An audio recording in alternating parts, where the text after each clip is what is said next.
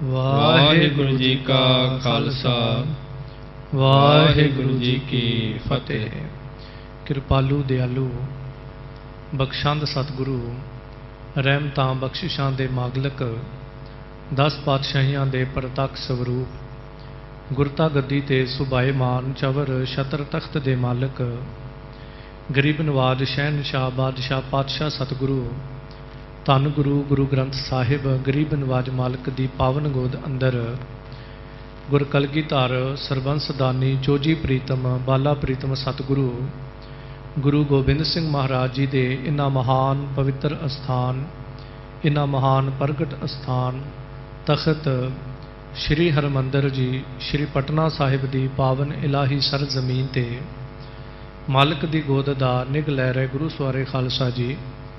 आओ साहिब जी दियां रहमतां बख्शिशां दे सदका धन गुरु गुरु हरगोबिंद महाराज मीरी पीरी दे शहनशाह दाता जी दे पावन जीवन बिरतांत जो लड़ीवार रूप अंदर सरवण कर रहे हाँ।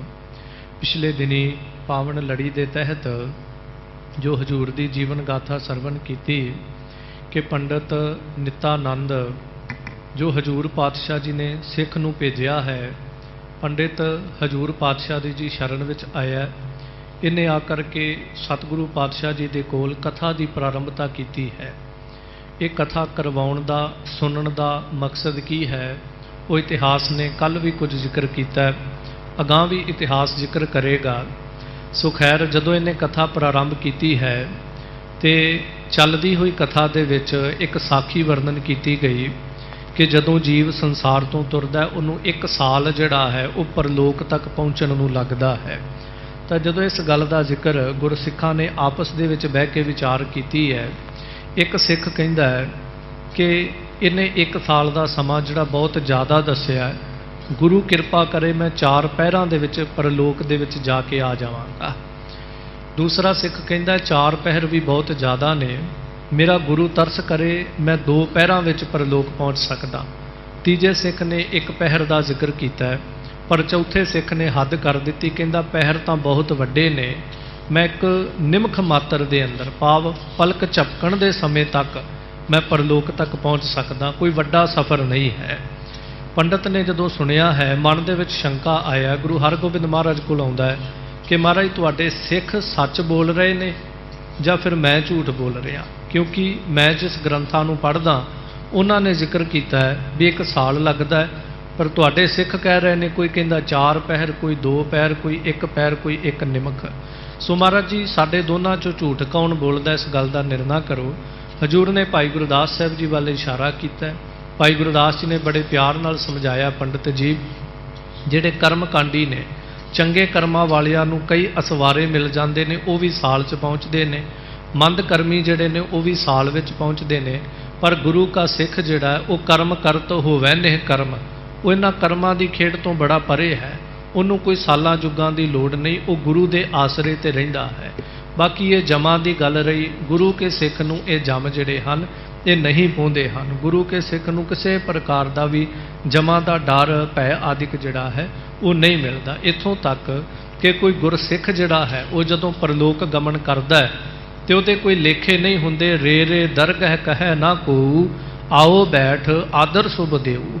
उन्होंने कोई दरगाह दे विच ओए तक नहीं कहिंदा, उन्होंने कोई ये नहीं कहिंदा कि बह के लेखे दे के जा। उस गुरसिख की वाह वल भी कोई देखदा तक नहीं है। इन्हां जमा की की हिम्मत है कि गुरसिख नूं पकड़ के उहदे तो लेखे मंग सकण। सो इस तरह भाई गुरदास सिंह जी ने कहा कि पंडित जी ना तुसीं झूठ बोलते हो, क्योंकि तुहाडे ग्रंथां ने जो लिखिया सो सत्य है, पर यह गल कर्मकांडियां दे उत्ते लागू हुंदी है, पर गुरु के सिख जिहड़े हन वो कर्मकांडी नहीं हन।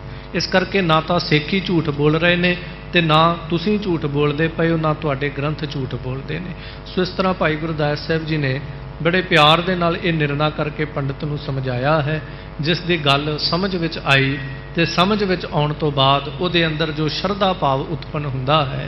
सो इत्थों तक कल आपां सत्कारयोग ज्ञानी दलजीत सिंह जी सीनियर कथावाचक तिन्हां दे पासों बड़े विस्तार दे नाल बड़े सोहणे होर धर्मां दे ग्रंथां दीयां दलीलां दे करके भी उन्होंने समझाया, क्योंकि उन्हां दी विद्वता दी कोई कमी नहीं है उन्हां दे कोल। बड़े सोहणे तरीके नाल हर चीज़ नूं हर धर्म की एग्जाम्पल दे करके कल उन्होंने विस्तार सहित समझाया है। इत्थों तक आपां सरवण कीता। आओ अगली लड़ी प्रारंभ करिए। अरदास करो कि ऐ मालिक सतगुरु सानू सबना कहण सुनन वालियां नूं मन बिरतियां सुरत इंद्रियां की इकाग्रता दो। प्रेम भावना प्रीत प्रतीत की दात दिओ। कुछ कहण दा सुनन दा बल बख्शिश करो। आओ संसार भर विच बह के जिथे भी कोई शरीर इस पावन इतिहास की लड़ी नाल जुड़िया गुरु नानक दे घर दे नाल जुड़ के बैठा है, सुरत टिका के बैठा है, आओ प्यार सहित एक दफ़ा उच्चारण करो और आखो जी सतनाम श्री वाहिगुरु जी। करता हरता सब जग केरा। पंडित नित्यानंद दे ये गल पक्के तौर ते ख्याल विच आ गई है, गल अंदर पक्की हो गई है कि धन गुरु हरगोबिंद महाराज जी सारे जगत दे करता ते हरता हन। इस सारी सृष्टि दे करता हरता हन, सर्व कला करके समर्थ हन। हर प्रकार का ज्ञान गुरु हरगोबिंद महाराज जी दे कोल है। मैं इन्हां दे सामने बड़ा अलपग जिहा एक जीव हाँ। गहों शरण काटह दुख मेरा। मन कहता है कि मैं क्यों ना गुरु हरगोबिंद महाराज जी की शरण जिहड़ी है वो ग्रहण कर लवां। भाव बाहरी तौर ते मैं शरण विच आ ही गया, पर हुण मैं गुरु हरगोबिंद महाराज जी का सिख हो जावां, इन्हां दी शरण जिहड़ी पक्के तौर ते ग्रहण कर लवां ते मेरा जन्म मरण का दुख कटिया जाएगा। इम विचार कर पायन परियो। इस तरह मन दे विच विचारां करके पंडित नित्यानंद धन गुरु हरगोबिंद महाराज जी दे मुबारक चरना कमलों विच नमस्कार करदा है। छिमहो जात को मद मैं करियो। ते कहंदा ऐ महाराज जी मेरी अवज्ञा जिहड़ी है वो आप जी खिमा कर दिओ। मेरे तो बहुत वड्डी एक गलती हुई है, वो गलती की है ते ओदी मैं खिमा क्यों मांग रहा हाँ। लगियो सुनावन कथा अगारी। मैं अपने आप दे विच हंकारी विद्वान बन के तुहाडे अगारी तुहाडे सामने बह करके कथा सुनाउण लग गया। महाराज इते सूरज नूं दीवा दिखाउण वाली गल सी, पर शायद मेरे हंकार ने मैनू ये गल समझ ना आउण दित्ती ते मैं तुहाडे सामने एक विद्वान बन के कथा करन वास्ते टिक गया, बह गया हाँ। सर्व कला समरथ गुणकारी। पर हुण महाराज मैनू समझ आई है कि तुसी सर्व कला समर्थ हो, सारे गुणा दे घर हो। महिमा जानी नहीं तुम्हारी। ठीक है महाराज, पहला मेरा हंकार सी कि मैं तुहाडी महिमा जड़ी वो नहीं जानी। मनुख दे कोल किसी भी प्रकार का हंकार होवे, भावें वो जाति अभिमान है, भावें वो धन का हंकार है, भावें वो तन का हंकार है, भावें वो अपने मन का भी हंकार है कि मैं मन करके बड़ा साफ सुथरा हाँ। कोई भी हंकार होवे वो कदी भी मनुख नूं ना उहदे अपने आप की पहचान आउण देवेगा ते ना हंकार मनुख नूं कदी गुरु की पहचान आउण देवेगा। इस करके कहंदा महाराज मेरा हंकार सी कि मैं आप जी नूं नहीं पहचान सकिया। परियो शरण दे हुकमत बिदारी। ते महाराज हुण मैं तुहाडी शरण पिया हाँ ते तुसी तरस करो कुमत बिदारी। मेरी ये जिहड़ी खोटी मत है ना, एक पासे मैं विद्वान हाँ बड़ा वड्डा, पर दूजे पासे मेरी खोटी मत मैं हंकारी हाँ, मैं जात अभिमानी हाँ। सो महाराज ये मेरी खोटी मत जिहड़ी आप जी नाश कर देना करो। नहीं जात को अब कुछ मान। महाराज हुण ये जिहड़ी उच्ची जात दा हंकार मान जिहड़ा हुण मेरे अंदर नहीं रह गया। कमाल दी गल है, एक ब्राह्मण गुरु हरगोबिंद महाराज की शरण आ गया ते कहंदा महाराज मेरे अंदरों जाति अभिमान जिहड़ा वो खत्म हो गया। पर यह कहण विच कोई गुरेज नहीं, असीं गुरु की सिੱਖੀ धारण करन तो बाद भी अमृत की दात प्राप्त करन तो बाद भी साडे अंदरों जाति अभिमान जिहड़ा वो नहीं जा सकिया। साडे नालों ते ब्राह्मण ही भला होवेगा। फिर कहंदा महाराज मेरे अंदरों जाति अभिमान जिहड़ा हुण खत्म हो गया है। करो सिख सब बंधन हान। ते महाराज मैं सब बंधन हान, मेरे सारे बंधन तोड़ दिओ ते करो सिख। महाराज मैनू अपना सिख कर लेना करो। सुन बेनती सतगुर मुस्काए। ते इहदी प्यार निमरता भरी बेनती सुन के गुरु हरगोबिंद महाराज इहदे वल देख के प्यार नाल मुस्कुराए हन। दिज के जागे भाग सुहाए। साहिब जी ने जान लिया है कि इस ब्राह्मण द्विज पंडित दे भाग जिहड़े हन ਸੋ ਜਾਗ ਪਏ ਹਨ। ਕਰਿਓ ਸਿੱਖ ਚਰਨਾਮ੍ਰਿਤ ਲੀਨ। ਹਜ਼ੂਰ ਪਾਤਸ਼ਾਹ ਜੀ ਨੇ ਚਰਨ ਪਾਹੁਲ ਚਰਨਾਮ੍ਰਿਤ ਬਖਸ਼ਿਸ਼ ਕੀਤਾ ਤੇ ਇਸ ਬ੍ਰਾਹਮਣ ਨਿਤਿਆਨੰਦ ਨੂੰ ਸਿੱਖੀ ਦੀ ਦਾਤ ਬਖਸ਼ਿਸ਼ ਕੀਤੀ ਹੈ। ਭਇਓ ਮਾਨ ਤੇ ਵਿਪਰ ਵਿਹੀਨ। ਇਹ ਜਿਹੜਾ ਹੁਣ ਨਿਤਿਆਨੰਦ ਬ੍ਰਾਹਮਣ ਹੈ, ਭਇਓ ਮਾਨ ਤੇ, ਇਹ ਸਾਰੇ ਹੰਕਾਰ ਤੋਂ ਹੀਨਾ ਖਤ ਖਾਲੀ ਹੋ ਗਿਆ। ਇਹਦੇ ਅੰਦਰ ਜਿਹੜਾ ਜਾਤੀ ਅਭਿਮਾਨ ਸੀ, ਜਿਹੜਾ ਵਿਦਵਤਾ ਦਾ ਹੰਕਾਰ ਸੀ, ਉਹ ਸਾਰੇ ਹੰਕਾਰ ਵੱਲੋਂ ਹੁਣ ਖਾਲੀ ਹੋ ਗਿਆ ਹੈ। ਕਿਰਪਾ ਦ੍ਰਿਸ਼ਟ ਗੁਰ ਐਸੀ ਕਰੀ। ਗੁਰੂ ਸਾਹਿਬ ਜੀ ਨੇ ਜਦੋਂ ਚਰਨ ਪਾਹੁਲ ਚਰਨਾਮ੍ਰਿਤ ਦੀ ਦਾਤ ਬਖਸ਼ੀ, ਨਾਲ ਮੇਰੇ ਸਤਿਗੁਰੂ ਜੀ ਨੇ ਉਹ ਮਿਹਰ ਦੀ ਦ੍ਰਿਸ਼ਟੀ, ਉਹ ਕਿਰਪਾ ਕਟਾਖ ਅਵਲੋਕਨ ਕੀਨੋ ਦਾਸ ਕਾ ਦੁਖ ਬਿਦਾਰਿਓ, ਉਹ ਮਹਿਰ ਦੀ ਨਿਗਾਹ ਜਦੋਂ ਕਰਨੀ ਕੀਤੀ ਤਾਂ ਸਰਬ ਬਾਤ ਕੀ ਸੋਝੀ ਪਰੀ। ਇਸ ਬ੍ਰਾਹਮਣ ਨੂੰ ਸਾਰੀ ਸੋਝੀ ਜਿਹੜੀ ਹੈ ਉਹ ਆ ਗਈ ਹੈ। ਸੋ ਮਾਫ ਕਰਨਾ, ਹੁਣ ਇਹਨੂੰ ਬ੍ਰਾਹਮਣ ਨਹੀਂ ਕਿਹਾ ਜਾ ਸਕਦਾ, ਇਹ ਸਿੱਖ ਹੋ ਗਿਆ। ਸੋ ਇਸ ਸਿੱਖ ਨੂੰ ਹੁਣ ਸਾਰੀ ਸੋਝੀ ਜਿਹੜੀ ਹੈ, ਗੁਰੂ ਕੀ ਇੱਕ ਦ੍ਰਿਸ਼ਟੀ ਨਾਲ ਨਾਨਕ ਨਦਰੀ ਨਦਰ ਨਿਹਾਲ, ਗੁਰੂ ਕੀ ਇੱਕ ਦ੍ਰਿਸ਼ਟੀ ਦੇ ਨਾਲ ਇਹਨੂੰ ਸਾਰੀ ਤ੍ਰੈ ਕਾਲ ਦ੍ਰਿਸ਼ਟੀ ਸੋਝੀ ਜਿਹੜੀ ਹੈ ਸੋ ਬਣ ਆਈ ਹੈ। ਪੰਥ ਬਰਖ ਦਿਨ ਕੋ ਜੋ ਕਹਿਓ। ਜਿਹੜਾ ਕੁਝ ਸਮਾਂ ਪਹਿਲਾਂ ਜਦੋਂ ਇੱਕ ਪੰਡਿਤ ਬ੍ਰਾਹਮਣ ਦੇ ਰੂਪ ਵਿੱਚ ਸੀ, ਜਿਹੜਾ ਆਪ ਕਹਿ ਰਿਹਾ ਸੀ ਕਿ ਪਰਲੋਕ ਜਾਣ ਤੇ 1 ਸਾਲ ਲੱਗਦਾ ਹੈ, ਪਰ ਜਦੋਂ ਹੁਣ ਸਿੱਖੀ ਧਾਰਨ ਕਰ ਲਈ, ਗੁਰ ਸਿੱਖੀ ਪ੍ਰਾਪਤ ਹੋ ਗਈ, ਗੁਰੂ ਕੀ ਦਿਵ ਦ੍ਰਿਸ਼ਟ ਪ੍ਰਾਪਤ ਹੋ ਗਈ, ਹੁਣ ਉਹਨੂੰ ਉਸ ਪਰਲੋਕ ਦਾ ਰਸਤਾ ਸਮਝ ਆ ਗਿਆ। ਨਿਮਖ ਮਾਤਰ ਕੋ ਦਿਜਬਰ ਲਹਿਓ। ਜਿਹੜਾ ਪਹਿਲਾਂ ਸਿੱਖਾਂ ਦੇ ਉੱਤੇ ਸ਼ੰਕਾ ਕਰਦਾ ਸੀ ਕਿ ਇਹ ਕਿਵੇਂ ਹੋ ਸਕਦਾ ਕੋਈ ਇੱਕ ਨਿਮਖ ਵਿੱਚ ਪਰਲੋਕ ਚਲਾ ਜਾਏ, ਪਰ ਹੁਣ ਜਦੋਂ ਆਪ ਨੇਤਰ ਬੰਦ ਕਰਕੇ ਦੇਖਦਾ ਹੈ ਕਿ ਜੋ ਗੁਰੂ ਕੇ ਸਿੱਖ ਕਹਿ ਰਹੇ ਸੀ ਉਹ ਬਿਲਕੁਲ ਸੱਚ ਹੈ, ਕਿਉਂਕਿ ਹੁਣ ਗੁਰੂ ਨੇ ਸਾਖਿਆਤ ਕਰਕੇ ਦਿਖਾ ਦਿੱਤਾ ਹੈ। ਆਪ ਇੱਕ ਨਿਮਖ ਮਾਤਰ ਵਿੱਚ ਉਹ ਸਾਰਾ ਰਸਤਾ ਜਿਹੜਾ ਉਹ ਦੇਖ ਲਿਆ ਵੀ ਗੁਰੂ ਤਰਸ ਕਰ ਦਵੇ, ਇਹ ਕੋਈ ਵੱਡੀ ਗੱਲ ਨਹੀਂ, ਇੱਕ ਨਿਮਖ ਵਿੱਚ ਪਰਲੋਕ ਪਹੁੰਚ ਸਕਦੇ ਹਾਂ। ਭਇਓ ਆਨੰਦ ਬਿਲੰਦ ਦੇਖਾ। ਇਸ ਤਰ੍ਹਾਂ ਬਹੁਤ ਆਨੰਦ ਦੇ ਵਿੱਚ ਆਇਆ ਹੈ, ਬਹੁਤ ਆਤਮਿਕ ਸਰੂਪ ਦੇ ਹੁਲਾਰੇ ਲੈਣ ਲੱਗਾ। ਦੇਨ ਜੋ ਆਇਓ ਆਪ ਲਈ ਸਿਖਾ। ਜਿਹੜਾ ਕੁਝ ਉਪਦੇਸ਼ ਦੇਣ ਵਾਸਤੇ ਆਇਆ ਸੀ ਨਾ, ਕਿ ਮੈਂ ਕੋਈ ਕਥਾ ਸੁਣਾਵਾਂਗਾ, ਇਹਨਾਂ ਦੀਆਂ ਸੰਗਤਾਂ ਨੂੰ, ਗੁਰੂ ਕੀਆਂ ਸੰਗਤਾਂ ਨੂੰ ਕੋਈ ਉਪਦੇਸ਼ ਦਵਾਂਗਾ, ਪਰ ਇਸ ਤਰ੍ਹਾਂ ਦੀ ਖੇਡ ਵਰਤ ਗਈ, ਉਪਦੇਸ਼ ਦੇਣ ਆਇਆ, ਆਪ ਗੁਰੂ ਤੋਂ ਉਪਦੇਸ਼ ਸਿੱਖਿਆ ਧਾਰਨ ਕਰ ਰਿਹਾ ਹੈ। ਪੁਨ ਗੁਰ ਆਇਸ ਕਹਿ ਬਹੁ ਬਾਰੀ। ਪਰ ਫਿਰ ਵੀ ਗੁਰੂ ਹਰਗੋਬਿੰਦ ਮਹਾਰਾਜ ਜੀ ਨੇ ਇਹਨੂੰ ਆਗਿਆ ਕੀਤੀ। ਪਹਿਲੀ ਦਫਾ ਇਹਨੇ ਬਚਨ ਮੋੜਿਆ, ਪਰ ਸਾਹਿਬ ਨੇ ਵਾਰ-ਵਾਰ ਜਦੋਂ ਇਹਨੂੰ ਕਹਿਣਾ ਕੀਤਾ, ਹੁਕਮ ਕਰਨਾ ਕੀਤਾ। ਸਭ ਪੁਰਾਨ ਕੀ ਕਥਾ ਉਚਾਰੀ। ਪਹਿਲਾਂ ਸਾਹਿਬ ਨੇ ਕਿਹਾ ਤੇ ਕਹਿੰਦਾ ਮਹਾਰਾਜ ਇਹ ਗੁਸਤਾਖੀ ਮੈਂ ਨਹੀਂ ਕਰ ਸਕਦਾ, ਪਹਿਲਾਂ ਗਲਤੀ ਹੋਈ ਕਿ ਤੁਹਾਡੇ ਸਾਹਮਣੇ ਬਹਿ ਕੇ ਮੈਂ ਕਥਾ ਕੀਤੀ, ਮੇਰੀ ਇੰਨੀ ਔਕਾਤ ਹਸਤੀ ਨਹੀਂ ਸੀ ਮਹਾਰਾਜ, ਹੁਣ ਮੇਰੇ ਤੋਂ ਇਹ ਕਥਾ ਨਹੀਂ ਹੋਏਗੀ।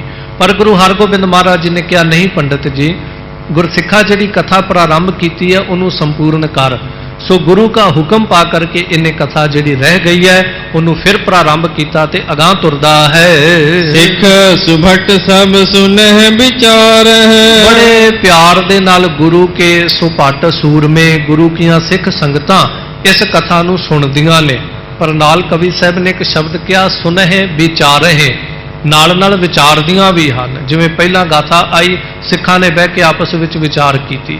ਸੋ ਕਿਸੇ ਵੀ ਧਰਮ ਨੂੰ ਸੁਣਨਾ ਪੜ੍ਹਨਾ ਜਿਹੜਾ ਉਹ ਮਾੜਾ ਨਹੀਂ ਹੈ, ਤੇ ਗੁਰੂ ਸਾਹਿਬ ਜੀ ਦਾ ਵੀ ਇੱਕ ਕਥਾ ਕਰਵਾਉਣ ਦਾ ਮਕਸਦ ਇਹ ਹੈ ਕਿ ਗੁਰਸਿੱਖਾਂ ਨੂੰ ਦੂਜੇ ਧਰਮ ਬਾਰੇ ਕੋਈ ਗਿਆਤ ਹੋ ਸਕੇ, ਪਤਾ ਲੱਗ ਸਕੇ ਉਹਨਾਂ ਗ੍ਰੰਥਾਂ ਵਿੱਚ ਕੀ ਲਿਖਿਆ ਹੋਇਆ, ਕਿਉਂਕਿ ਜਿੰਨਾ ਚਿਰ ਕੋਈ ਪੜ੍ਹੇਗਾ ਨਹੀਂ, ਕੋਈ ਸੁਣਾਏਗਾ ਨਹੀਂ, ਆਪਾਂ ਨੂੰ ਕੀ ਪਤਾ ਉਹਨਾਂ ਵਿੱਚ ਕੀ ਲਿਖਿਆ। ਕੱਲ ਨੂੰ ਮੇਰੇ ਵਰਗਾ ਕੋਈ ਮੂਰਖ ਉੱਠ ਕੇ ਕਵੇ ਜੀ ਉੱਥੇ ਤੇ ਆਹ ਗੱਲ ਲਿਖੀ, ਤੇ ਆਪਾਂ ਤੇ ਸਤ ਬਚਨ ਕਰਕੇ ਮੰਨ ਹੀ ਲੈਣਾ। ਪਰ ਜੇ ਆਪਾਂ ਪੜ੍ਹਿਆ ਹੋਊਗਾ, ਸੁਣਿਆ ਹੋਊਗਾ, ਆਪਾਂ ਨੂੰ ਪਤਾ ਹੋਏਗਾ ਕਿ ਉੱਥੇ ਲਿਖੀ ਹੈ ਜਾਂ ਨਹੀਂ ਲਿਖੀ ਹੈ, ਕਿ ਇਹ ਕਹਿਣ ਵਾਲਾ ਝੂਠ ਤੇ ਨਹੀਂ ਬੋਲ ਰਿਹਾ ਹੈ। ਸੋ ਇਸ ਕਰਕੇ ਗੁਰੂ ਸਾਹਿਬ ਜੀ ਆਪਣੀਆਂ ਸਿੱਖ ਸੰਗਤਾਂ ਨੂੰ, ਸੂਰਮਿਆਂ ਨੂੰ, ਫਿਰ ਇਹਨਾਂ ਗ੍ਰੰਥਾਂ ਵਿੱਚ ਯੋਧਿਆਂ ਸੂਰਮਿਆਂ ਦੇ ਪ੍ਰਸੰਗ ਆਉਂਦੇ ਸਨ, ਇਹੀ ਕਾਰਨ ਲੈ ਕੇ ਗੁਰੂ ਸਾਹਿਬ ਇਹ ਕਥਾ ਸਰਵਣ ਕਰਵਾ ਰਹੇ, ਤਾਂ ਕਿ ਸੰਗਤਾਂ ਦੇ ਗਿਆਨ ਵਿੱਚ ਵਾਧਾ ਹੋ ਸਕੇ, ਦੂਜੇ ਧਰਮਾਂ ਦਾ ਗਿਆਨ ਹੋ ਸਕੇ। ਮਤਾ ਕੱਲ ਨੂੰ ਕੋਈ ਉੱਠ ਕੇ ਕਵੇ ਕਿ ਗੁਰੂ ਸਾਹਿਬ ਦੀ ਹਜ਼ੂਰੀ ਵਿੱਚ ਪੁਰਾਣਾਂ ਦੀ ਕਥਾ ਦਾ ਕੀ ਮਤਲਬ ਹੋਇਆ। ਸੋ ਖੈਰ, ਗੁਰੂ ਸਾਹਿਬ ਜੀ ਨੇ ਹੁਕਮ ਕੀਤਾ, ਇਹਨੇ ਕਥਾ ਜਿਹੜੀ ਸ਼ੁਰੂ ਕਰ ਦਿੱਤੀ। ਸਿੱਖ ਸੂਰਮੇ ਜਿਹੜੇ ਹਨ ਬੜੇ ਪਿਆਰ ਨਾਲ ਸਰਵਣ ਕਰ ਰਹੇ ਹਨ ਤੇ ਸਰਵਣ ਕਰਨ ਤੋਂ ਬਾਅਦ ਜੋ ਸੁਣਦੇ ਨੇ ਉਹਨੂੰ ਗੁਰਮਤਿ ਦੀ ਕਸਵੱਟੀ ਉੱਤੇ ਬਹਿ ਕੇ ਵਿਚਾਰਦੇ ਹਨ। ਸਤਿਗੁਰ ਮਹਿਮਾ ਮਹਾ ਉਚਾਰੈ, ਤੇ ਨਾਲ ਨਾਲ ਸਤਿਗੁਰਾਂ ਦੀ ਮਹਾਨ ਮਹਿਮਾ ਜਿਹੜੀ ਹੈ ਉਹ ਵੀ ਇਹ ਵਰਣਨ ਕਰਦਾ ਹੈ। ਪਰਿਓ ਭੋਗ ਧਨ ਦੀਨ ਵਿਸਾਲ, ਫਿਰ ਜਦੋਂ ਇਸ ਕਥਾ ਦਾ ਭੋਗ ਪਿਆ, ਜੋ ਵੀ ਇਹਨੇ ਪੁਰਾਣ ਦੀ ਕਥਾ ਸ਼ੁਰੂ ਕੀਤੀ ਸੀ, ਸੰਪੂਰਨਤਾ ਹੋਈ, ਕਥਾ ਦਾ ਭੋਗ ਪਿਆ ਤੇ ਗੁਰੂ ਸਾਹਿਬ ਜੀ ਨੇ ਇਹਨੂੰ ਬਹੁਤ ਧਨ ਦਿੱਤਾ ਹੈ। ਹਲਤ ਪਲਤ ਦੇ ਯਕੀਨ ਨਿਹਾਲਾ, ਤੇ ਨਾਲ ਸਤਿਗੁਰੂ ਪਾਤਸ਼ਾਹ ਜੀ ਨੇ ਜਿੱਥੇ ਇਸ ਲੋਕ ਦਾ ਧਨ ਦਿੱਤਾ ਉਥੇ ਅਸੀਸਾਂ, ਆਸ਼ੀਰਵਾਦ, ਰਹਿਮਤਾਂ, ਵਰ ਬਖਸ਼ਿਸ਼ ਕੀਤੇ। ਇਹਦਾ ਲੋਕ ਤੇ ਪਰਲੋਕ ਜਿਹੜਾ ਸਵਾਰ ਕੇ ਰੱਖ ਦਿੱਤਾ। ਪੁਨ ਸਭ ਸੰਗਤ ਦਰਬ ਚੜਾਇਓ, ਸਾਰੀ ਸੰਗਤ ਜਿਹੜੀ ਹੈ ਉਹਨਾਂ ਨੇ ਵੀ ਕਥਾ ਭੇਟਾ ਜਿਹੜੀ ਇਸ ਪੰਡਤ ਨੂੰ ਦਿੱਤੀ ਹੈ, ਕਥਾ ਦਾ ਸਨਮਾਨ ਕੀਤਾ ਹੈ। ਇਹ ਮੈਂ ਥੋੜਾ ਜਿਹਾ ਇੱਕ ਜ਼ਿਕਰ ਕਰਾਂ, ਇਹ ਸਾਰੇ ਹੀ ਧਰਮਾਂ ਵਿੱਚ ਹੈ। ਸਿੱਖ ਧਰਮ ਦੇ ਅੰਦਰ ਵੀ ਕੋਈ ਕੀਰਤਨ ਕਰ ਰਿਹਾ, ਗੁਰਸਿੱਖ ਕੋਈ ਕਥਾ ਕਰ ਰਿਹਾ, ਸੰਗਤਾਂ ਕਥਾ ਕੀਰਤਨ ਦਾ ਸਨਮਾਨ ਕਰਦੀ ਹੈ। ਮਤਾ ਕੋਈ ਸਮਝੇ ਕਿ ਸ਼ਾਇਦ ਇਹ ਸਾਡਾ ਸਨਮਾਨ ਹੋਇਆ, ਨਹੀਂ, ਇਹ ਗੁਰਬਾਣੀ ਦਾ ਸਨਮਾਨ ਹੈ। ਇਸਲਾਮ ਅੰਦਰ ਵੀ ਦੇਖੋ, ਉਹ ਬੋਲਣ ਵਾਲਾ ਕਾਜੀ ਮੌਲਵੀ ਉਹਨੂੰ ਵੀ ਧਨ ਦਿੰਦੇ ਨੇ। ਬ੍ਰਾਹਮਣ ਧਰਮ ਦੇ, ਹਿੰਦੂ ਧਰਮ ਅੰਦਰ ਵੀ ਕਥਾ ਕਰਨ ਵਾਲੇ ਨੂੰ ਇਹ ਧਨ ਦਿੱਤਾ ਜਾਂਦਾ ਹੈ। ਪਰ ਮੈਂ ਇੱਕ ਆਪਣੇ ਖਿਆਲ ਦੇ ਮੁਜਬ ਬੇਨਤੀ ਕਰਨੀ ਚਾਹੁੰਦਾ ਹਾਂ ਕਿ ਆਪਾਂ ਗੁਰੂ ਘਰਾਂ ਦੇ ਵਿੱਚ, ਦੁਨੀਆ ਭਰ ਦੇ ਵਿੱਚ, ਦੇਸ਼ਾਂ ਵਿਦੇਸ਼ਾਂ ਵਿੱਚ ਜਿੱਥੇ ਵੀ ਗੁਰ ਅਸਥਾਨ ਹੈ ਉੱਥੇ ਗੁਰੂ ਘਰਾਂ ਵਿੱਚ ਕਥਾ ਕੀਰਤਨ ਕਰਨ ਵਾਲਿਆਂ ਨੂੰ ਧਨ ਮਾਇਆ ਦਿੰਦੇ ਹਾਂ, ਸੰਗਤਾਂ ਨਵਾਜਦੀਆਂ ਨੇ, ਇਹ ਲੋੜਾਂ ਹਨ ਉਹਨਾਂ ਦੀਆਂ। ਪਰ ਜੇ ਇੱਕ ਕਾਰਜ ਕਿਤੇ ਹੋਰ ਵੀ ਪੰਥ ਸ਼ੁਰੂ ਕਰ ਲਵੇ ਤਾਂ ਮੇਰੀ ਸੋਚ ਦੇ ਮੁਤਾਬਕ, ਕੋਈ ਮੇਰਾ ਹੰਕਾਰ ਨਹੀਂ, ਮੈਂ ਤਾਂ ਕਹਿੰਦਾ ਕੱਲ ਨੂੰ ਕੋਈ ਕਵੇ ਵੀ ਸ਼ਾਇਦ ਕਿਸੇ ਦਾ ਬਿਆਨ ਇਹਨੇ ਦੇ ਦਿੱਤਾ। ਮੇਰੇ ਮਨ ਵਿੱਚ ਇੱਕ ਖਿਆਲ ਹੈ ਵੀ ਪੰਥ ਦੇ ਵਾਧੇ ਵਾਸਤੇ ਜੇ ਇੱਕ ਛੋਟਾ ਜਿਹਾ ਕੰਮ ਹੋਰ ਕਰ ਲਵੇ, ਗੁਰੂ ਕਾ ਪੰਥ ਸੰਗਤਾਂ ਉਪਰਾਲਾ ਕਰਨ ਤੇ ਬਹੁਤ ਵਾਧਾ ਹੋ ਸਕਦਾ ਹੈ। ਉਹਦਾ ਇੱਕ ਕਾਰਨ ਇਹ ਹੈ, ਸੁਝਾਅ ਇਹ ਹੈ ਕਿ ਗੁਰੂ ਘਰਾਂ ਵਿੱਚ ਰਹਿਣ ਵਾਲੇ, ਪਿੰਡਾਂ ਵਿੱਚ, ਸ਼ਹਿਰਾਂ ਵਿੱਚ ਜਿਹੜੇ ਪ੍ਰਚਾਰਕ ਜਾਂ ਗ੍ਰੰਥੀ, ਗੁਰੂ ਕੇ ਵਜ਼ੀਰ ਸਿੰਘ ਜਿਹੜੇ ਹਨ, ਉਹਨਾਂ ਨੂੰ ਸੰਗਤਾਂ ਮਾਇਆ ਧਨ ਦਿੰਦੀਆਂ ਨੇ। ਉਹਨਾਂ ਦੇ ਜੀਵਨ ਦੇ ਗੁਜ਼ਾਰੇ ਜਿਹੜੇ ਉਹਦੇ ਨਾਲ ਚੱਲਦੇ ਨੇ। ਪਰ ਕਈ ਵਾਰ ਜਦੋਂ ਉਹਨਾਂ ਨੂੰ ਕਹੀਦਾ ਜੀ ਤੁਸੀਂ ਕੁਝ ਪੜ੍ਹੋ, ਤੇ ਉਹ ਅੱਗੋਂ ਇੱਕ ਸ਼ਬਦ ਕਹਿੰਦੇ ਕਿ ਗਿਆਨੀ ਜੀ, ਜਿੰਨਾ ਕੁ ਧਨ ਸਾਨੂੰ ਮਿਲਦਾ, ਜਿੰਨੀ ਕੁ ਮਾਇਆ ਮਿਲਦੀ, ਇਹਦੇ ਨਾਲ ਤੇ ਗੁਜ਼ਾਰੇ ਬੜੇ ਔਖੇ ਹੁੰਦੇ ਆ। ਪੜ੍ਹਨਾ ਅਸੀਂ ਚਾਹੁੰਦੇ ਹਾਂ, ਸਾਡਾ ਵੀ ਜੀ ਕਰਦਾ ਅਸੀਂ ਗੁਰਸਿੱਖੀ ਦੇ ਗ੍ਰੰਥ, ਜਿਹੜੇ ਇਤਿਹਾਸ ਦੇ ਗ੍ਰੰਥ ਪੜ੍ਹੀਏ, ਚੰਗੀਆਂ ਮਹਿੰਗੀਆਂ ਕਿਤਾਬਾਂ ਲਿਆ ਕੇ ਅਸੀਂ ਪੜ੍ਹੀਏ, ਸਾਡੇ ਅੰਦਰ ਗਿਆਨ ਵਧੇ। ਪਰ ਪੜ੍ਹੀਏ ਕਿੱਥੋਂ? ਗੁਜ਼ਾਰਾ ਤੇ ਘਰਾਂ ਦਾ ਹੁੰਦਾ ਬੜੀ ਮੁਸ਼ਕਲ ਹੈ। 5-5, 8-800 ਦੀ ਇੱਕ ਕਿਤਾਬ ਉਹ ਅਸੀਂ ਕਿੱਥੋਂ ਲਿਆ ਕੇ ਪੜ੍ਹੀਏ? ਤਾਂ ਮੈਂ ਇਹ ਬੇਨਤੀ ਕਰਨੀ ਚਾਹੁੰਦਾ ਕਿ ਜੇ ਅਸੀਂ ਆਪਣੇ ਗੁਰੂ ਘਰਾਂ 'ਚ ਰਹਿਣ ਵਾਲੇ ਗ੍ਰੰਥੀ, ਪ੍ਰਚਾਰਕ, ਰਾਗੀ ਸਿੰਘ ਜਿਹੜੇ ਨੇ, ਉਹਨਾਂ ਨੂੰ ਮਾਇਆ ਵਸਤਰਾਂ ਦੇ ਨਾਲ ਨਾਲ, ਇਹ ਨਹੀਂ ਕਿ ਉਸ ਤੋਂ ਬਿਨਾਂ, ਉਹਨਾਂ ਨੂੰ ਧਨ ਵੀ ਦਿਓ, ਸਾਰੀਆਂ ਲੋੜਾਂ ਪੂਰੀਆਂ ਕਰੋ। ਪਰ ਜੇ ਅਸੀਂ ਉਹਨਾਂ ਨੂੰ ਧਾਰਮਿਕ ਗ੍ਰੰਥ ਜਿਹੜੇ ਨੇ, ਗੁਰ ਇਤਿਹਾਸ ਦੇ ਗ੍ਰੰਥ ਜਾਂ ਧਾਰਮਿਕ ਕਿਤਾਬਾਂ ਜਿਹੜੀਆਂ ਬੜੀਆਂ ਮਹਿੰਗੀਆਂ ਚੰਗੇ ਵਿਦਵਾਨਾਂ ਦੀਆਂ ਲਿਖੀਆਂ, ਜੇ ਅਸੀਂ ਉਹ ਉਹਨਾਂ ਨੂੰ ਲਿਆ ਕੇ ਦਈਏ ਨਾਲ ਨਾਲ, ਤੇ ਵੀ ਕਹੀਏ ਕਿ ਭਾਈ ਸਾਹਿਬ ਜੀ ਤੁਸੀਂ ਇਹ ਪੜ੍ਹੋ, ਤੇ ਪੜ੍ਹ ਕੇ ਉਸ ਤੋਂ ਬਾਅਦ ਸਾਡੇ ਬੱਚਿਆਂ ਨੂੰ ਇਹ ਚੀਜ਼ਾਂ ਜਿਹੜੀਆਂ ਸਮਝਾਓ, ਸਿਖਾਓ, ਸੁਣਾਓ, ਤਾਂ ਕਿ ਸਾਡੇ ਬੱਚਿਆਂ ਅੰਦਰ ਵਿੱਚ ਗਿਆਨ ਦਾ ਵਾਧਾ ਹੋ ਸਕੇ। ਕਿਉਂਕਿ ਤੁਸੀਂ ਹੀ ਤਾਂ ਪੜ੍ਹੋਗੇ, ਜੇ ਤੁਸੀਂ ਪੜ੍ਹੋਗੇ ਤੇ ਤਾਂ ਪੜ੍ਹ ਕੇ ਸਾਡੇ ਬੱਚਿਆਂ ਨੂੰ ਸੁਣਾਓਗੇ, ਕੁਝ ਸਿਖਾਓਗੇ। ਜੇ ਤੁਸੀਂ ਨਹੀਂ ਪੜ੍ਹੋਗੇ, ਜੇ ਤੁਹਾਨੂੰ ਹੀ ਕੋਈ ਇਤਿਹਾਸ ਨਹੀਂ ਪਤਾ ਹੋਏਗਾ, ਜੇ ਤੁਹਾਨੂੰ ਹੀ ਗੁਰਸਿੱਖੀ ਦਾ ਕੋਈ ਫਲਸਫਾ ਨਹੀਂ ਪਤਾ ਹੋਵੇਗਾ, ਤੁਸੀਂ ਸਾਡੇ ਬੱਚਿਆਂ ਨੂੰ ਜਾਂ ਸਾਨੂੰ ਕਿੱਥੋਂ ਗਿਆਨ ਦੇ ਸਕੋਗੇ? ਇਸ ਕਰਕੇ ਇਹ ਬਹੁਤ ਵੱਡਾ ਇੱਕ ਕਦਮ ਹੈ। ਪਹਿਲੇ ਸਮਿਆਂ 'ਚ ਗੁਰੂ ਘਰਾਂ 'ਚ ਲਾਇਬ੍ਰੇਰੀਆਂ ਸਨ, ਉਹ ਵੀ ਸਹਿਜੇ ਖਤਮ ਹੋ ਗਈਆਂ। ਪਰ ਮੈਂ ਚਾਹੁੰਦਾ ਵਾਂ ਕਿ ਹਰ ਪਿੰਡ, ਹਰ ਸ਼ਹਿਰ ਦੇ ਵਿੱਚ ਆਪਾਂ ਕੋਸ਼ਿਸ਼ ਕਰੀਏ, ਜੋ ਸਾਡੇ ਪ੍ਰਚਾਰਕ ਜਾਂ ਗ੍ਰੰਥੀ, ਕਥਾਵਾਚਕ, ਰਾਗੀ ਸਿੰਘ, ਜੋ ਵੀ ਗੁਰੂ ਘਰ 'ਚ ਸੇਵਾ ਨਿਭਾਉਣ ਵਾਲੇ ਨੇ, ਉਹਨਾਂ ਨੂੰ ਚੰਗੀਆਂ ਗਿਆਨ ਵਾਲੀਆਂ ਭਰੀਆਂ ਕਿਤਾਬਾਂ ਜਿਹੜੀਆਂ ਨੇ ਲਿਆ ਕੇ ਦਈਏ ਤਾਂ ਕਿ ਉਹ ਪੜ੍ਹਨ। ਕੱਪੜੇ ਮਾੜੇ ਪਾ ਲਵੋ, ਤਨ ਢੱਕਿਆ ਜਾਏਗਾ। ਮਾੜੇ ਕੱਪੜੇ ਪਾ ਕੇ ਤੁਸੀਂ ਦੁਨੀਆ ਵਿੱਚ ਜਾ ਸਕਦੇ ਹੋ, ਗੰਦੇ ਕੱਪੜੇ ਪਾ ਕੇ ਦੁਨੀਆ 'ਚ ਜਾ ਸਕਦੇ ਹੋ, ਪਰ ਗੰਦਾ ਗਿਆਨ ਲੈ ਕੇ ਤੁਸੀਂ ਦੁਨੀਆ 'ਚ ਨਹੀਂ ਜਾ ਸਕਦੇ ਹੋ। ਜੇ ਦੁਨੀਆ 'ਚ ਵਿਚਰਨਾ, ਤੁਹਾਡੇ ਕੋਲ ਚੰਗਾ ਗਿਆਨ ਹੋਣਾ ਚਾਹੀਦਾ ਹੈ। ਸੋ ਇਸ ਤਰ੍ਹਾਂ ਪੰਡਤ ਨੇ ਕਥਾ ਕੀਤੀ ਹੈ ਤੇ ਸੰਗਤਾਂ ਨੇ ਧਨ ਦਿੱਤਾ ਹੈ। ਪਰ ਮੈਂ ਜਿਹੜੀ ਬੇਨਤੀ ਕੀਤੀ, ਧਨ ਦੇ ਨਾਲ ਨਾਲ ਕੋਸ਼ਿਸ਼ ਕਰੋ, ਜਿੱਥੇ ਆਪਾਂ ਗਰੀਬ ਬੱਚਿਆਂ ਨੂੰ ਸਕੂਲੀ ਕਿਤਾਬਾਂ ਲੈ ਕੇ ਦਿੰਦੇ ਆ, ਉੱਥੇ ਇਤਿਹਾਸ ਦੀਆਂ ਕਿਤਾਬਾਂ ਵੰਡੋ, ਗੁਰਸਿੱਖੀ ਦੇ ਫਲਸਫੇ ਦੀਆਂ ਕਿਤਾਬਾਂ ਵੰਡੋ, ਦੁਨੀਆ ਵਿੱਚ ਪ੍ਰਚਾਰਕਾਂ ਨੂੰ ਦਿਓ, ਹੋਰ ਗੁਰੂ ਕੇ ਸਿੱਖਾਂ ਨੂੰ ਦਿਓ ਕਿ ਭਾਈ ਇਹਨਾਂ ਨੂੰ ਪੜ੍ਹੋ, ਤੇ ਪੜ੍ਹ ਕੇ ਦੂਜਿਆਂ ਨੂੰ ਵੀ ਇਹ ਗਿਆਨ ਜਿਹੜਾ ਇਹ ਸਾਂਝਾ ਕਰਨਾ ਕਰੋ। ਸੋ ਖੈਰ, ਪੰਡਤ ਨੇ ਕਥਾ ਸਮਾਪਤ ਕੀਤੀ। ਸੰਗਤਾਂ ਨੇ ਬਹੁਤ ਧਨ ਜਿਹੜਾ ਇਹਨੂੰ ਦੇਣਾ ਕੀਤਾ ਹੈ। ਅਤ ਆਨੰਦ ਕੋ ਹਿਰਦੇ ਉਪਾਇਓ। ਜਿਸ ਧਨ ਨੂੰ ਪ੍ਰਾਪਤ ਕਰਕੇ ਇਹਦੇ ਹਿਰਦੇ 'ਚ ਬਹੁਤ ਖੁਸ਼ੀ ਹੋਈ ਹੈ। ਰਹਿਣ ਲਗਿਓ ਸਤਿਗੁਰ ਕੇ ਪਾਸ। ਇਹ ਫਿਰ ਜਦੋਂ ਇਹਦੀਆਂ ਲੋੜਾਂ ਪੂਰੀਆਂ ਹੋ ਗਈਆਂ ਤੇ ਇਹ ਫਿਰ ਸਤਿਗੁਰੂ ਪਾਤਸ਼ਾਹ ਜੀ ਦੇ ਕੋਲ ਰਹਿਣ ਲੱਗ ਪਿਆ। ਧਨ ਕੋ ਭੇਜਿਓ ਆਪਨ ਆਵਾਸ। ਤੇ ਜਿਹੜਾ ਧਨ ਮਿਲਿਆ ਸੀ ਉਹ ਸਾਰਾ ਆਪਣੇ ਘਰੇ ਭੇਜ ਦਿੱਤਾ ਕਿ ਪਿੱਛੇ ਪਰਿਵਾਰ ਦੀਆਂ ਲੋੜਾਂ ਪੂਰੀਆਂ ਹੋ ਜਾਣਗੀਆਂ। ਨਿਤ ਸ੍ਰੀ ਹਰਿ ਗੋਬਿੰਦ ਨਿਹਾਰ।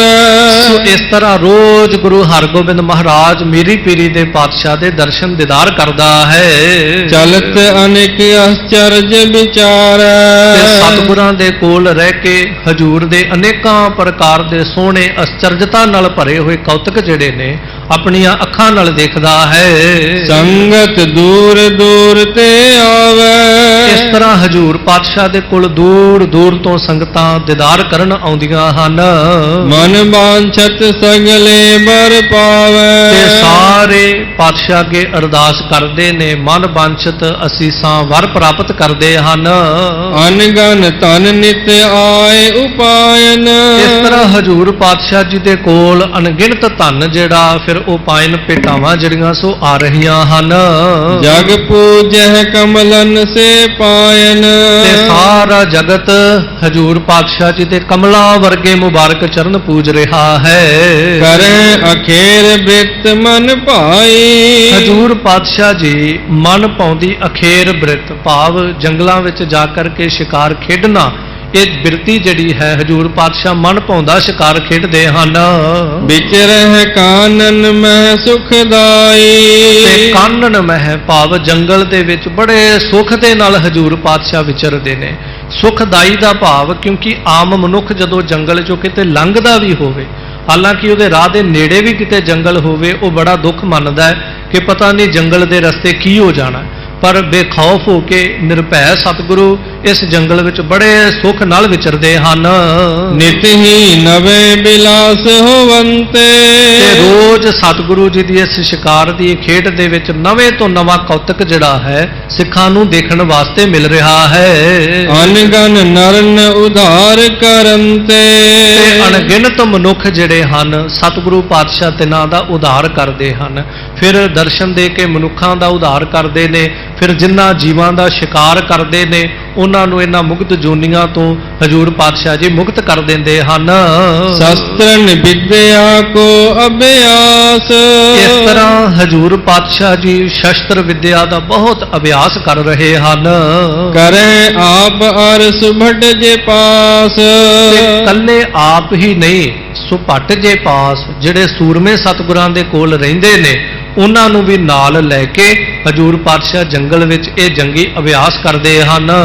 ਅਧਿਕ ਤੁਫੰਗਨ ਮਿਲਹਿ ਚਲਾਵਹਿ। ਅਨੇਕਾਂ ਬੰਦੂਕਾਂ ਤੋਂ ਫੰਗਾਂ ਜਿਹੜੀਆਂ ਹਨ ਉਹ ਆਪਸ ਵਿੱਚ ਮਿਲ ਕੇ ਗੁਰੂ ਕੇ ਸੂਰਮੇ ਜਿਹੜੇ ਹਨ ਸੋ ਚਲਾਉਣਾ ਕਰਦੇ ਹਨ।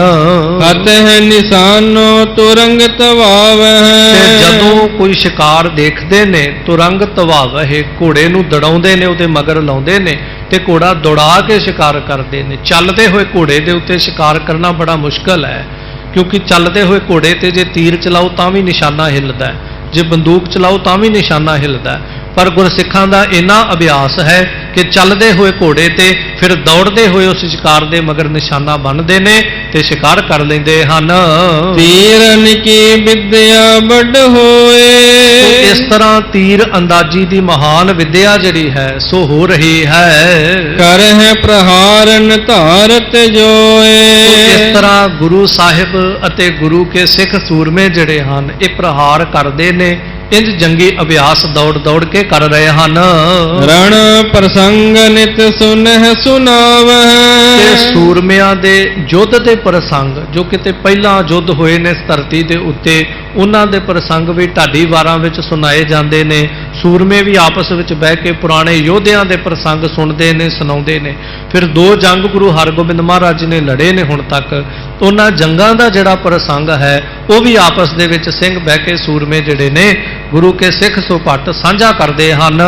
ਬਖਸ਼ਹਿ ਮੌਜ ਆਨੰਦ ਉਪਾਵਹਿ। ਇਸ ਤਰ੍ਹਾਂ ਹਜ਼ੂਰ ਪਾਤਸ਼ਾਹ ਬੜਾ ਆਨੰਦ ਦੇ ਵਿੱਚ ਹਨ ਤੇ ਜਿਹੜੇ ਸੂਰਮੇ ਇਹ ਜੰਗੀ ਅਭਿਆਸ ਕਰਦੇ ਨੇ। ਬਖਸ਼ਹਿ ਮੌਜ, ਮੌਜ ਦਾ ਅਰਥ ਹੈ ਇੱਥੇ ਦੌਲਤ। ਹਜ਼ੂਰ ਪਾਤਸ਼ਾਹ ਉਹਨਾਂ ਸਿੱਖ ਸੂਰਮਿਆਂ ਨੂੰ ਬਹੁਤ ਧਨ ਜਿਹੜਾ ਖੁਸ਼ ਹੋ ਕੇ ਦਿੰਦੇ ਹਨ।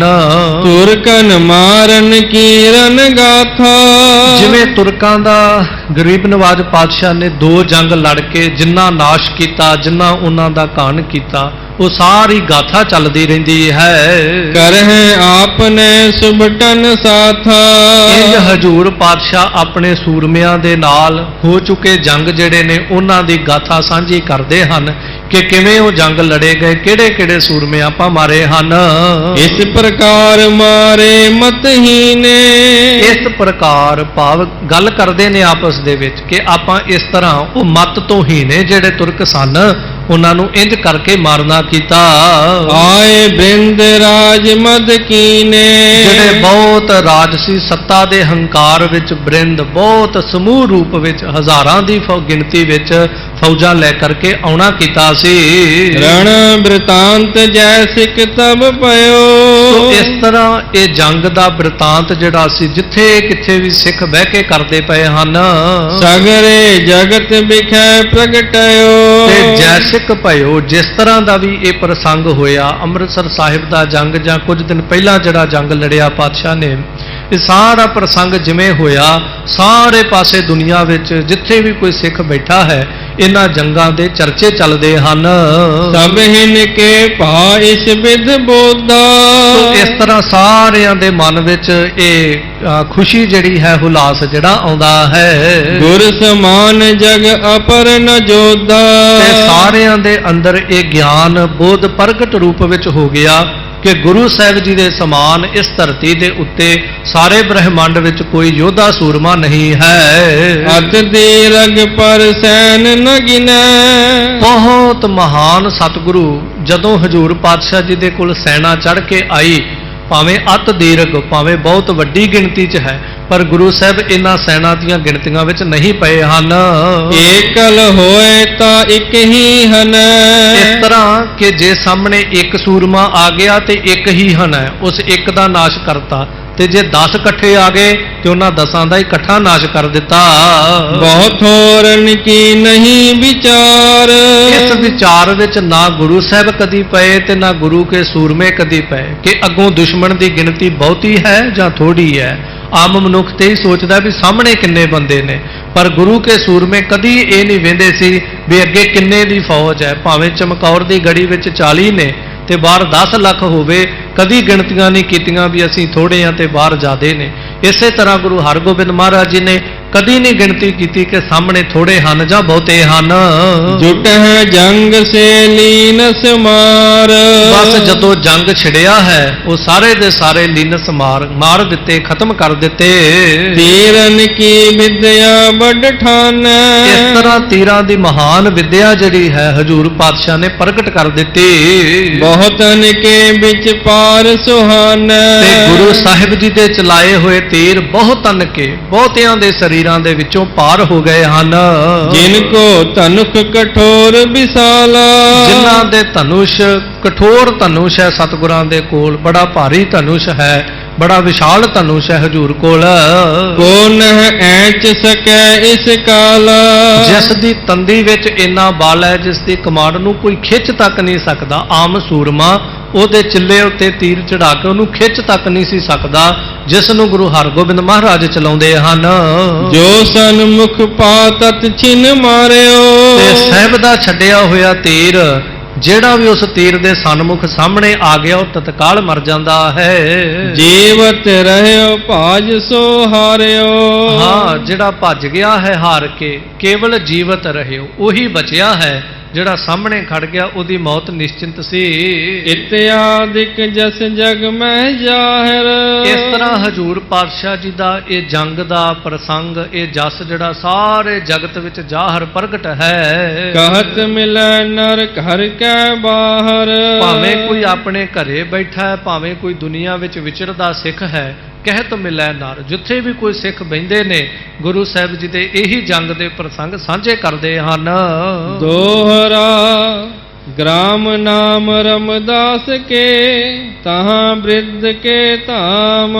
ਕਵੀ ਸਾਹਿਬ ਜੀ ਅਗਲਾ ਪ੍ਰਸੰਗ ਪ੍ਰਾਰੰਭ ਕਰਦੇ ਨੇ ਕਿ ਗ੍ਰਾਮ ਨਾਮ ਰਮਦਾਸ ਕੇ, ਜੋ ਰਮਦਾਸ ਨਾਮ ਜੋ ਪਾਵਨ ਪਵਿੱਤਰ ਨਗਰ ਹੈ, ਉਸ ਰਮਦਾਸ ਨਗਰ ਵਿੱਚ ਤਹਾਂ ਬ੍ਰਿਧ ਕੋ ਧਾਮ, ਜਿੱਥੇ ਬਾਬਾ ਬੁੱਢਾ ਸਾਹਿਬ ਜੀ ਦਾ ਨਿਵਾਸ ਹੈ। ਕਰੇ ਬਿਤਾਵਨ ਦਿਨ ਕਿਤਕ ਬ੍ਰਹਮਾਨੰਦ ਵਿਸਰਾਮ।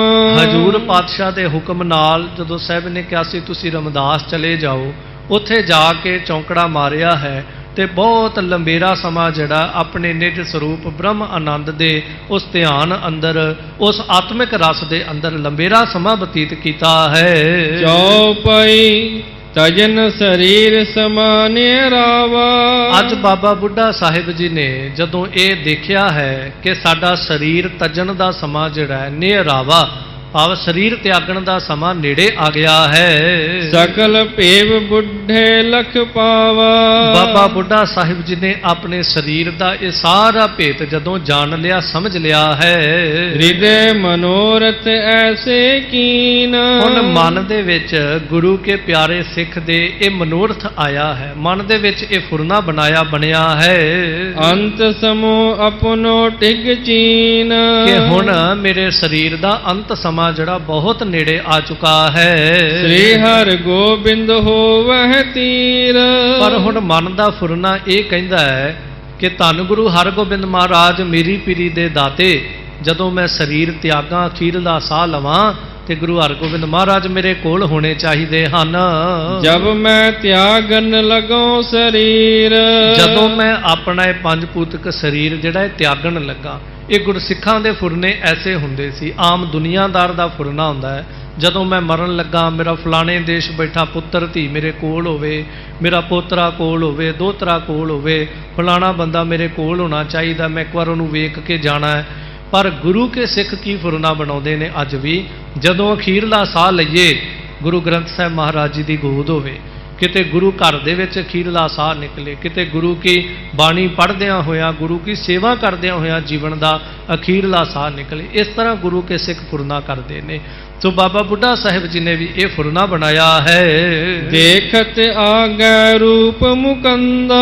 ਕਿ ਉਸ ਵਕਤ ਮੇਰੇ ਸਾਹਮਣੇ ਮੁਕਤੀ ਦਾਤਾ ਹਜੂਰ ਪਾਤਸ਼ਾਹ ਜੀ ਬੈਠੇ ਹੋਣ ਤੇ ਮੈਂ ਅਖੀਰਲਾ ਸਾਹ ਲੈ ਕੇ ਇਹ ਜੀਵਨ ਲੀਲਾ ਜਿਹੜੀ ਹੈ ਇਹਦੀ ਸਮਾਪਤੀ ਕਰ ਲਵਾਂ। ਜਿਸ ਕੋ ਚਾਹਤ ਮੁਨ ਜਨ ਬ੍ਰਿੰਦਾ। ਜਿਸ ਅਵਸਥਾ ਨੂੰ ਵੱਡੇ ਵੱਡੇ ਮੁਨੀ ਜਨ ਜਿਸ ਅਵਸਥਾ ਨੂੰ ਮੰਨਣਾ ਚਾਹੁੰਦੇ ਨੇ ਕਿ ਜਦੋਂ ਸਾਡੇ ਜੀਵਨ ਦਾ ਅੰਤ ਹੋਵੇ, ਸਾਨੂੰ ਉਹ ਪਰਮੇਸ਼ਰ ਜਿਹੜਾ ਸਾਖਸ਼ਾਤ ਹੋਇਆ ਹੋਵੇ, ਜਿਸ ਅਵਸਥਾ ਨੂੰ ਮੰਨਣ ਲਈ ਮੁਨੀ ਜਨ ਤੜਫਦੇ ਨੇ, ਬਾਬਾ ਬੁੱਢਾ ਸਾਹਿਬ ਜੀ ਕਹਿੰਦੇ ਉਹ ਅਵਸਥਾ ਸਾਨੂੰ ਪ੍ਰਾਪਤ ਹੋਵੇ ਕਿ ਅਸੀਂ ਅਖੀਰਲਾ ਸਾਹ ਗੁਰੂ ਹਰਗੋਬਿੰਦ ਮਹਾਰਾਜ ਦੇ ਸਾਹਮਣੇ ਲੈਣਾ ਕਰੀਏ।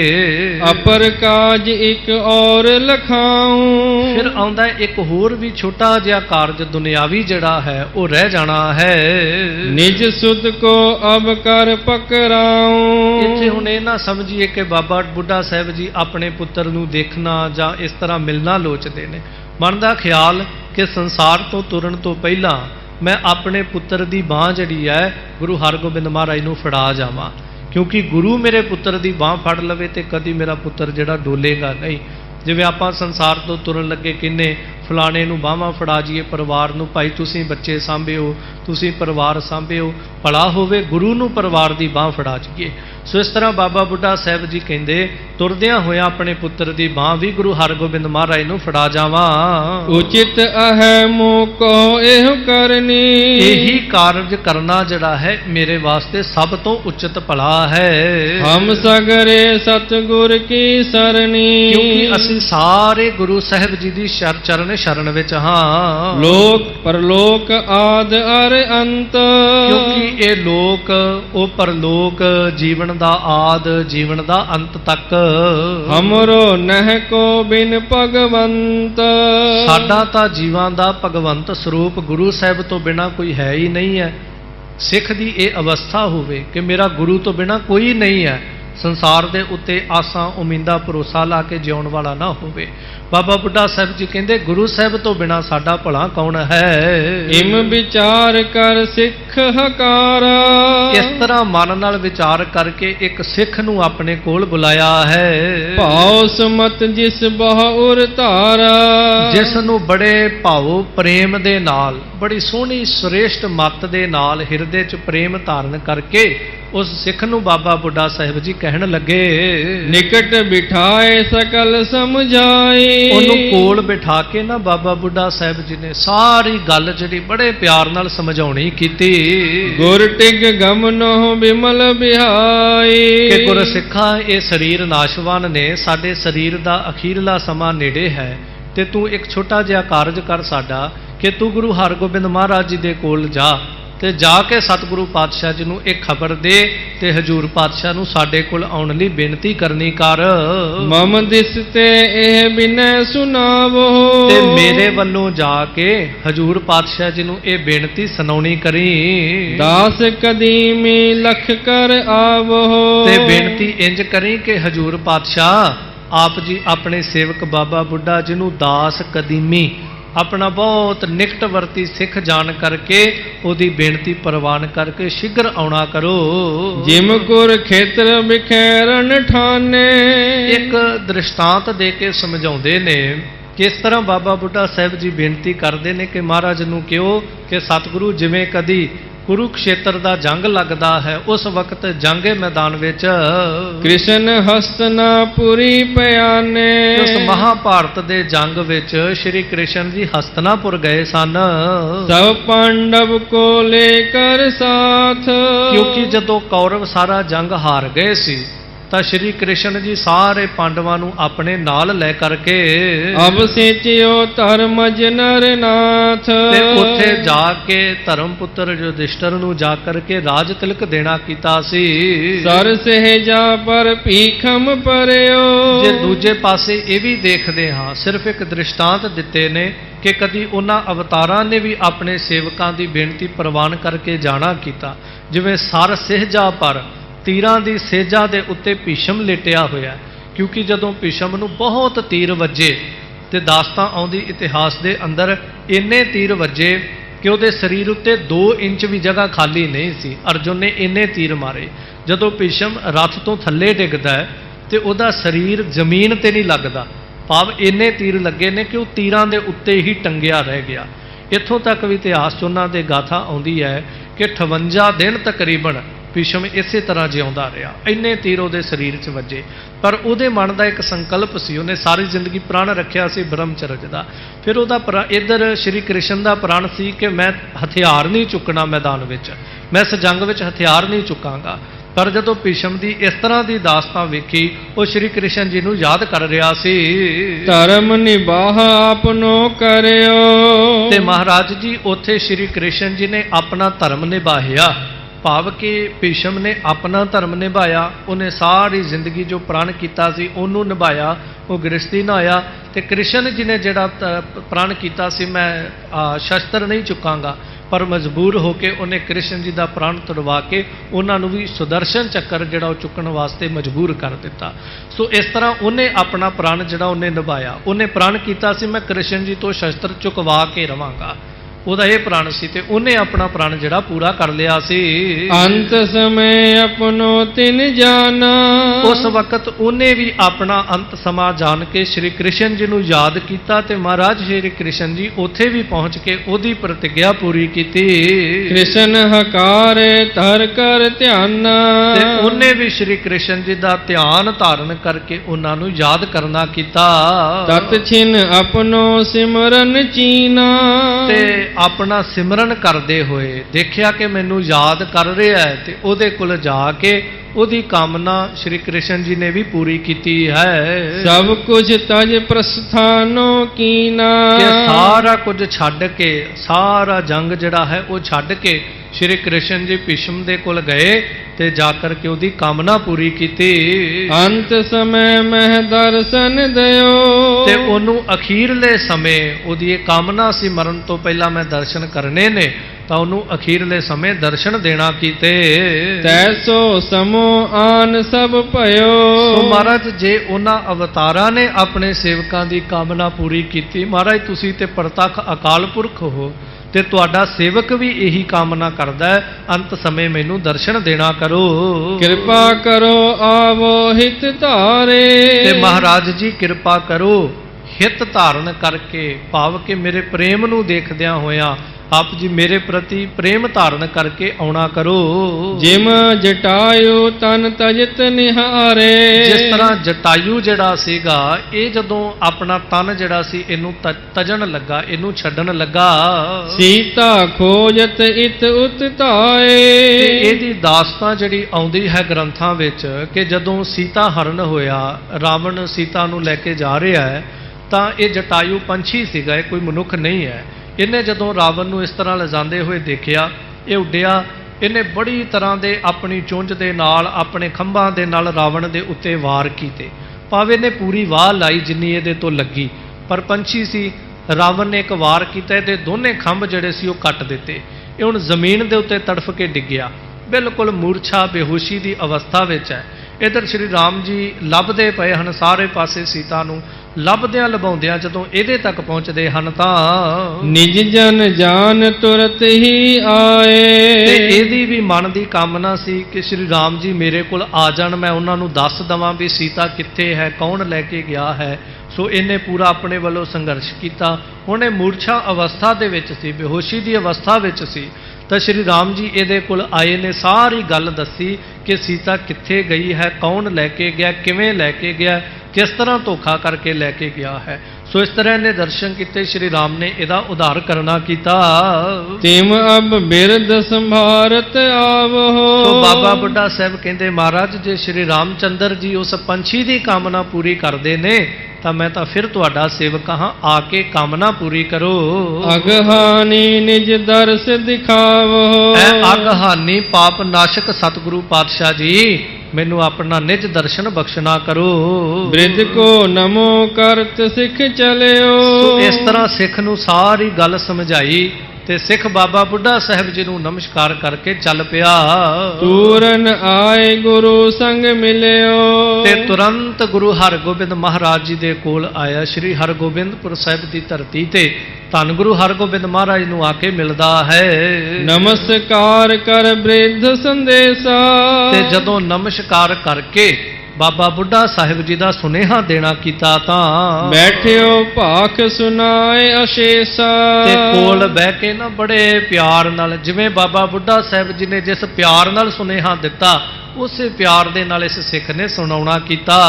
ਸੁਨ ਸਤਿਗੁਰ ਨਿਜ ਪ੍ਰਿਯ ਕੀ ਬਾਤ।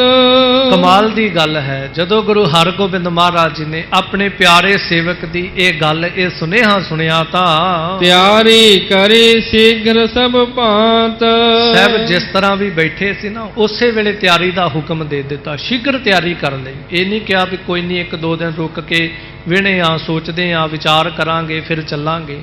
ਬੇਨਤੀ ਕਰਾਂ ਜਦੋਂ ਵੀ ਸਿੱਖ ਗੁਰੂ ਨੂੰ ਯਾਦ ਕਰਦਾ, ਕਮਾਲ ਦੀ ਗੱਲ ਹੈ, ਕਦੀ ਗੁਰੂ ਨਾਨਕ ਪਾਤਸ਼ਾਹ ਭਾਈ ਲਾਲੋ ਦੇ ਗ੍ਰਹਿ ਵਿਖੇ ਨੇ ਤੇ ਇਧਰ ਰਾਏ ਬੁਲਾਰ ਯਾਦ ਕਰਦਾ ਹੈ, ਗੁਰੂ ਨਾਨਕ ਪਾਤਸ਼ਾਹ ਤੁਰੰਤ ਆਉਂਦੇ ਨੇ।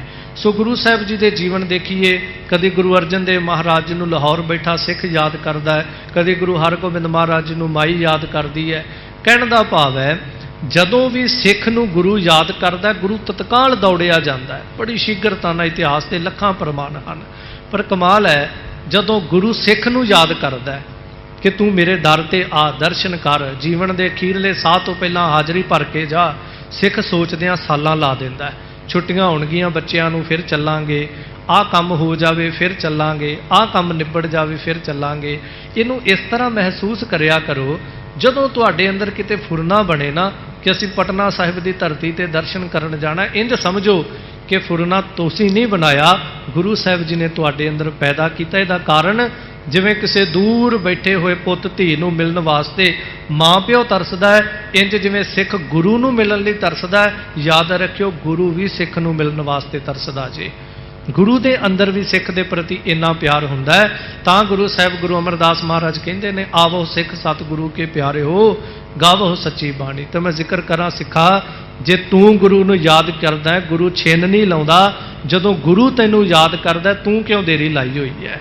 ਜਲਦੀ ਕਰੋ, ਕਿਉਂਕਿ ਸਵਾਸਾਂ ਦਾ ਕੋਈ ਭਰੋਸਾ ਨਹੀਂ। ਗੁਰੂ ਤੁਹਾਡੀਆਂ ਲੰਬੀਆਂ ਉਮਰਾਂ ਕਰੇ। ਪਰ ਜੇ ਅਸੀਂ ਕਹੀਏ ਆਹ ਕੰਮ ਨਿਬੇੜ ਲਈਏ, ਉਹ ਕੰਮ ਨਿਬੇੜ ਲਈਏ, ਬਚਪਨ 'ਚ ਪੜ੍ਹਦੇ ਹੁੰਦੇ ਸੀ ਕਿ ਪੰਡਾ ਭੰਡਾਰੀਆ ਕਿੰਨਾ ਕੁ ਭਾਰ, ਅਖੇ ਇੱਕ ਮੁੱਠ ਚੱਕ ਲਾ ਦੂਜੀ ਤਿਆਰ। ਇਹ ਕਹਾਣੀ ਹੈ ਜ਼ਿੰਦਗੀ ਦੀ, ਇਹ ਸਾਰਾ ਕੁਝ ਨਹੀਂ ਮੁੱਕਣਾ, ਜ਼ਿੰਦਗੀਆਂ ਮੁੱਕ ਜਾਂਦੀਆਂ ਨੇ। ਇਹ ਤਾਂ ਇੱਕ ਵਿਦਵਾਨ ਗਾਥਾ ਸੁਣਾਉਂਦੇ ਹੁੰਦੇ ਨੇ ਕਿ ਆ ਘੁਮਿਆਰ ਦੇ ਖੋਤਿਆ, ਆਵੇ ਹੇਠ ਖਲੋਤਿਆ, ਕੱਚੀਆਂ ਲਿਆਵੇਂਗਾ ਪੱਕੀਆਂ ਲਿਜਾਵੇਂਗਾ। ਕਿ ਉਹ ਘੁਮਿਆਰ ਦਾ ਖੋਤਾ ਸੋਚਦਾ ਵੀ ਕੱਚੀਆਂ ਲੱਦੀਆਂ ਨੇ, ਘਰੇ ਜਾ ਕੇ ਲਾਹ ਹੀ ਦੇਣੀਆਂ, ਪਰ ਜਦੋਂ ਘਰੇ ਜਾ ਕੇ ਲਾਉਂਦਾ ਅੱਗੋਂ ਪੱਕੀਆਂ ਲੱਦ ਦਿੰਦਾ ਵੀ ਹੁਣ ਬਾਹਰ ਨੂੰ ਲੈ ਕੇ ਤੁਰ ਪਾ। ਇਹ ਹਾਲ ਹੈ ਸਾਡੀ ਜ਼ਿੰਦਗੀ ਦਾ, ਇੱਕ ਕੰਮ ਨਿਬੜੇਗਾ ਦੂਜਾ ਸ਼ੁਰੂ ਹੁੰਦਾ ਪਿਆ ਹੁੰਦਾ ਹੈ। ਦੇਰੀਆਂ ਨਾ ਕਰੋ, ਜਿੰਨਾ ਸਮਾਂ ਜ਼ਿੰਦਗੀ ਦਾ ਬਚਦਾ ਹੈ ਗੁਰੂ ਯਾਦ ਕਰਦਾ ਹੈ, ਸਿੱਖਾ ਗੁਰੂ ਤੱਕ ਪਹੁੰਚ। ਸੋ ਖੈਰ ਬਾਬਾ ਬੁੱਢਾ ਸਾਹਿਬ ਨੇ ਯਾਦ ਕੀਤਾ, ਗੁਰੂ ਹਰਗੋਬਿੰਦ ਮਹਾਰਾਜ ਤਤਕਾਲ ਤਿਆਰੀ ਕਰਦੇ ਹਨ। ਵਿਦਿਆ ਅਰ ਭਾਈ ਗੁਰਦਾਸ। ਸੋ ਉਸੇ ਵਕਤ ਭਾਈ ਗੁਰਦਾਸ ਸਾਹਿਬ ਅਤੇ ਨਾਲ ਭਾਈ ਬਿਧੀ ਚੰਦ ਜੀ ਨੂੰ ਕਹਿਣ ਲੱਗੇ, ਬ੍ਰਿਧ ਤਨ ਅੰਤ ਕਹਿਓ ਸਭ ਪਾਸ। ਕਿ ਗੁਰਸਿੱਖੋ, ਬਾਬਾ ਬੁੱਢਾ ਸਾਹਿਬ ਜੀ ਦੇ ਸਰੀਰ ਦਾ ਅੰਤ ਸਮਾਂ ਨੇੜੇ ਆ ਗਿਆ ਹੈ। ਪੁਰ ਮਹਿ ਜਥੇਦਾਰ ਇੱਕ ਛੋਰਾ।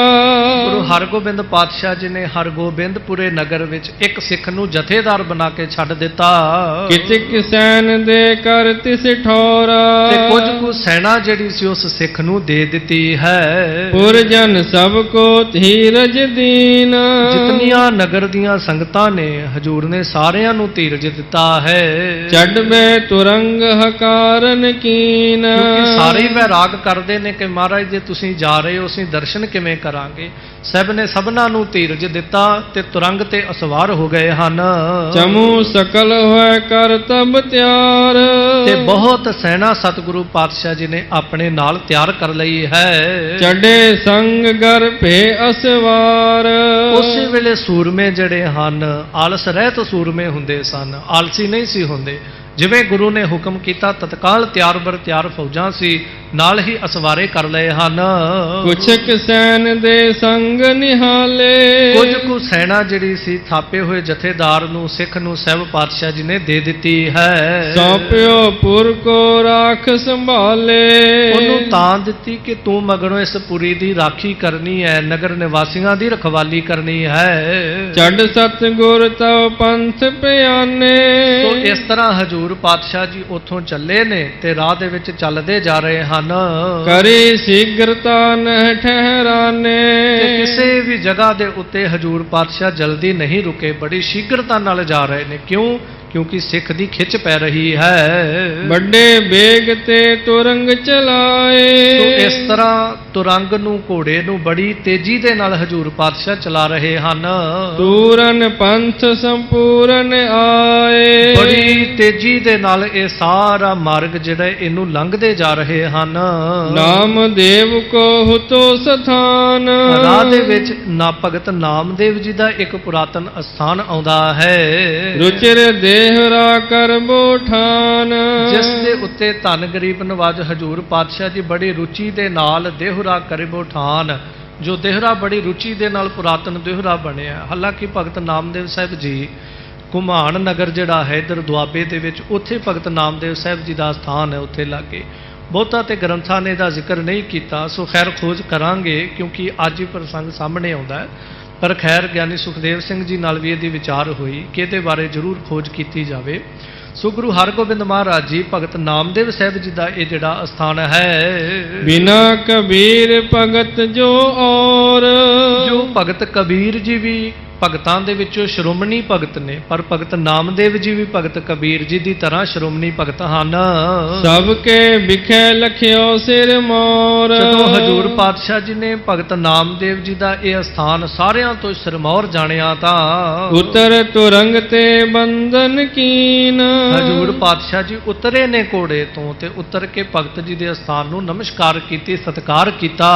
ਪ੍ਰਭ ਕੋ ਭਗਤ ਲਖਿਓ ਰਸ ਪੀਨ।